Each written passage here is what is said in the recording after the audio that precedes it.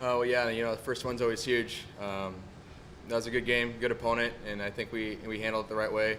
A few scratch runs there at the end of the ball game with Perkins, ended up being the deciding run. So that last run there, I think in the eighth it was huge. So, we had a good game plan going in, and that first win under the belt is always nice. And I think pitching and defense and our hitting just had a great approach today.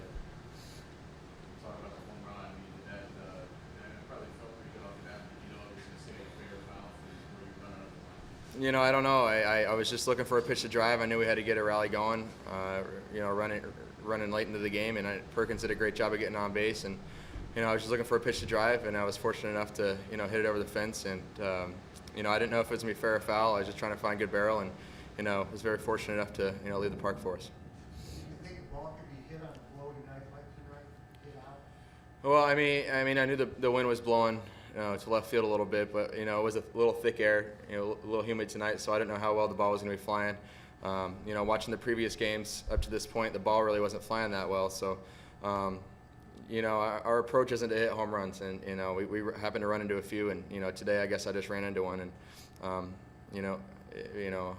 we'll take those runs. Joe, you had, I think it was 5 1-2-3 innings tonight. Just the one inning in the sixth where there was back hits it, a little trouble with. Is there anything you took out of the first time you faced these guys that you were able to use tonight? Really, they're a good hitting team. They're aggressive. We know they're going to attack the pitches early, so I got to make my pitch early in the count. Try to get them to make soft contact within 4 pitches or less. I think that went well for me tonight. When they did get to me, I left some balls up, made a few bad pitch choices, but they got some good hitters, and they're going to hit the ball hard a few times.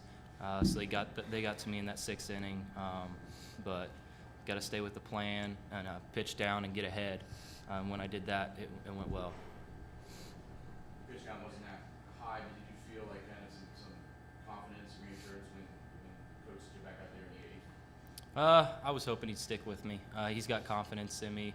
I've been able to go deep into a few games this year, and with the low pitch count, I still had some velo left with me on going into the 8th. As long as I had control, I'd be able to get through there and hand it over to Whitgren and let him finish it. Both of you guys are just talking about the team's so resilient. I'm just wondering where you think that comes from. Is it experience? I mean, is it talent that shows through? Is it a special year? What plays into that, you think? Well, we're a veteran team. We've been through the thick and the thin, so we've been down multiple times this year late in the game and have come back and scored multiple runs in an inning.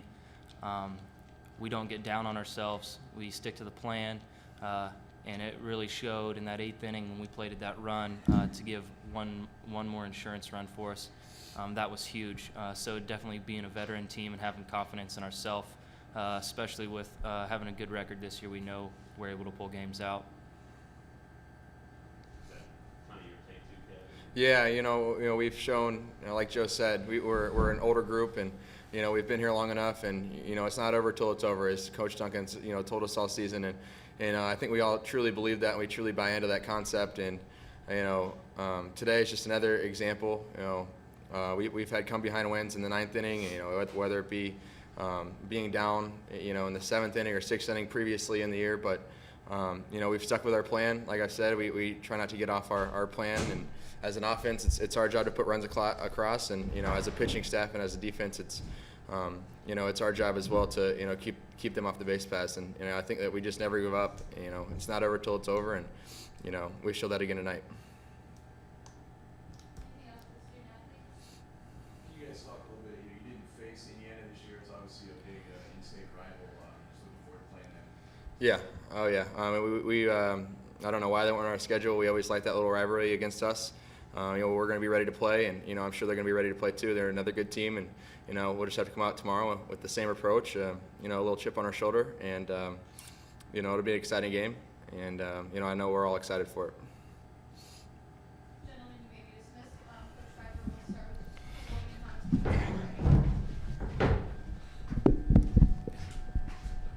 with Well, I thought it was a great college baseball game. I thought it was well pitched on both sides. Ohio State got timely hits and did a good job. I mean, they manufactured the run in the first.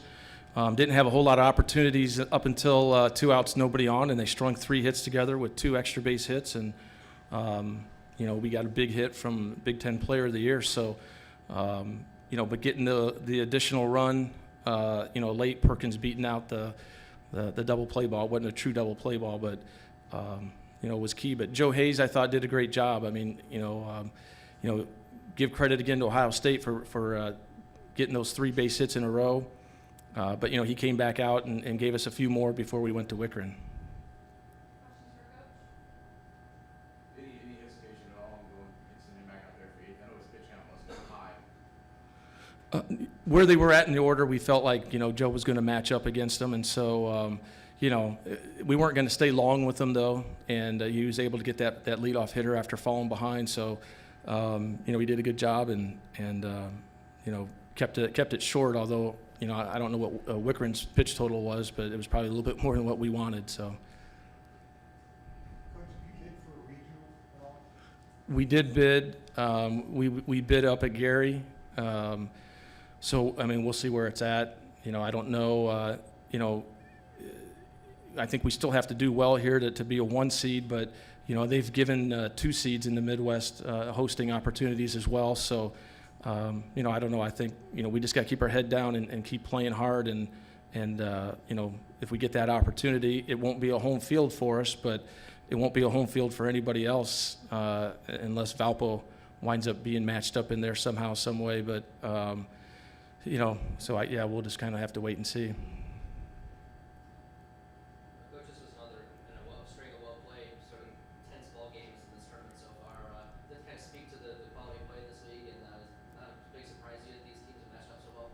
No doubt. I mean, the parity in the league is very strong, and sometimes I hate using that word because people will think parity means mediocrity, and it doesn't. I mean, it just means that these teams are all basically the same. I mean, we're dealing with the same resources, the same type of education, same weather. More and more teams are building nice facilities, and so the facilities are all kind of getting on a level basis. So you're going to find this. I mean, the Big Ten, there's good quality teams, especially this time of year. And a one versus 6. I mean, we struggled last week against the 9 team. So I just think that the Big Ten it's definitely up for grabs. You got to play well on that given day. Similar question, Coach. Did you sense there was a little bit of a danger zone with a loose Ohio State team today? You needed big performances from top-level guys to get out here. Sure. I mean, Ohio State, again, especially, they didn't realize that they were necessarily in on that last weekend, and all of a sudden you get a team like that that's like, hey, we've got nothing to lose, and probably something to prove, too. I'm sure they didn't get in the way that they wanted to, and so they had something to prove, and I think they showed that yesterday, and they showed it again today. I mean, they're a quality team, well-coached. Their pitcher was outstanding, I thought, and, Plawecki was able to keep one fair, and we didn't get the timely hits, and as much as we would have wanted to. I thought we had some opportunities to score, and we had some guys maybe not swing it at the greatest of pitches, but again, I thought it was a well-played game on both ends. Can you talk a little bit more about that? It seemed like there were a lot of chances early on that you guys couldn't capitalize on, but at the same time, you keep turning the lineup over, and that gets Perkins and Plawecki those 2 more crucial at-bats. Right. Yeah. We had the base hit to left. I held Plawecki up, and I just felt like a good throw was going to get him, and it wound up being a little offline, but I still thought that there was plenty of time for the throw to get in there and get him. We had bases loaded, and Miller swung at a first pitch I thought was a little bit up in the zone, and that's a guy that usually takes 4 or 5 pitches per at bat, but went up there aggressively, and he should have, but maybe a little bit over aggressively and swung at a pitch up. Charles hit into a ground ball double play. He doesn't do that very much, but with the runner on third, so that was another opportunity to get a run. So, and that does get a little frustrating, and you know that your outs are starting to dwindle. But obviously, we didn't get a leadoff hitter on until the 7th and the 8th. So they did a great job keeping our leadoff hitter off base. But when we were able to get the leadoff hitter on, we scored both of those guys. as they did. They had 2 leadoff hitters get on base during the game, once in the first and once in the ninth.